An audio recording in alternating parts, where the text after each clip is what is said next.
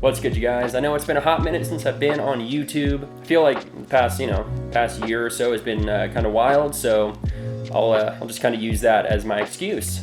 With that being said, I've got something cool for you today. Ludwig was kind enough to send me out their new Speed Flyer pedal, which was so sick, honestly. It like never gets old coming home to new gear, and yeah, this was for sure no exception.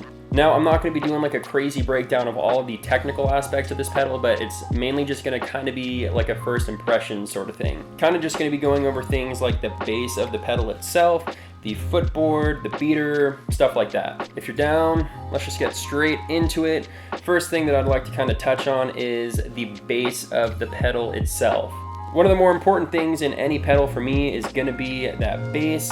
A lot of the time, what you'll find in more affordable pedals is that it's not like a solid piece of metal down there. It's just kind of like two pieces of, I guess, kind of like flimsy wire, and that's kind of just holding the entire thing together. And for me, that never really feels too good. But in this case, I think Ludwig just killed it. They put in a solid piece of metal. This thing is super sturdy, and it just does a really great job of kind of anchoring the entire kick pedal.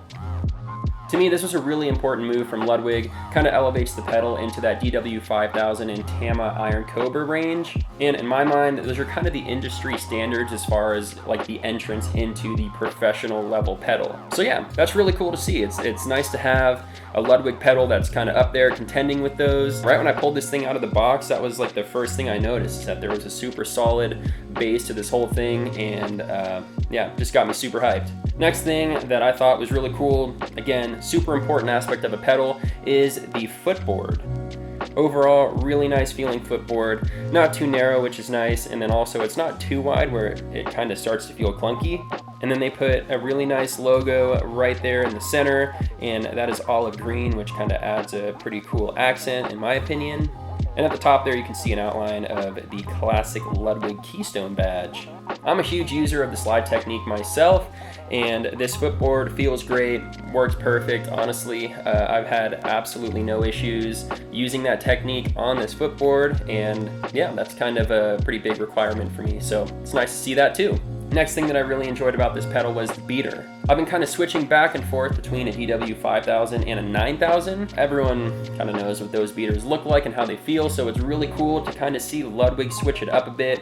They threw in the disc beater, which for me, it was kind of a new feeling, but honestly sounded super nice and had a really nice response on the kick head. It feels really sturdy, which is nice. I've had issues in the past with other beaters kind of breaking down after a lot of use, and so hopefully after kind of kicking this thing for a while, it doesn't kind of start flattening out where the beater is making contact with the bass drum head.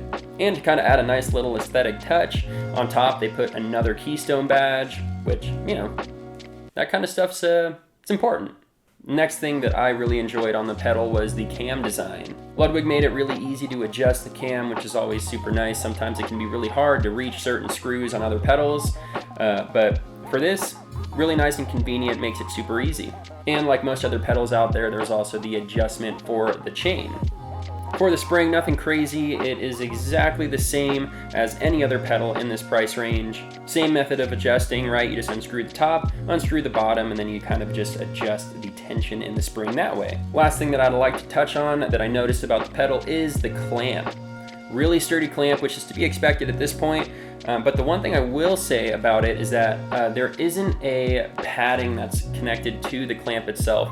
They did include one of those like rectangular rubber pads that you can stick onto the kick hoop. But for me, I kind of like having it on the clamp itself. So what you can do is you can just cut that little rubber pad that they gave you, and then you can just actually stick it onto the bottom of the clamp. So then it kind of just solves that issue right then and there. Other than that, this thing is killer.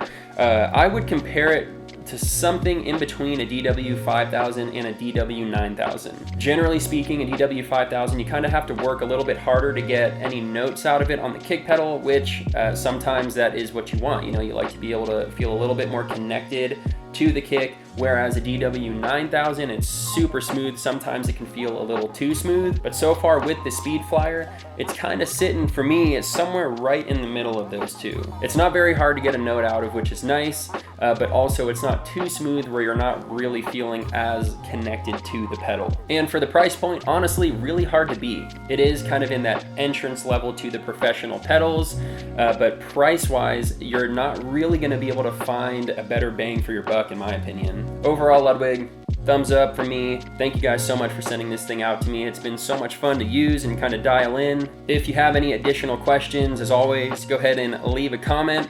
I can get back to you there, or hit me up over on Instagram at Patch Drums. I'm more than happy to answer any additional questions that you guys have about this kick pedal or really any drumming in general. Thanks for watching, you guys. Really appreciate it. Go ahead and like the video.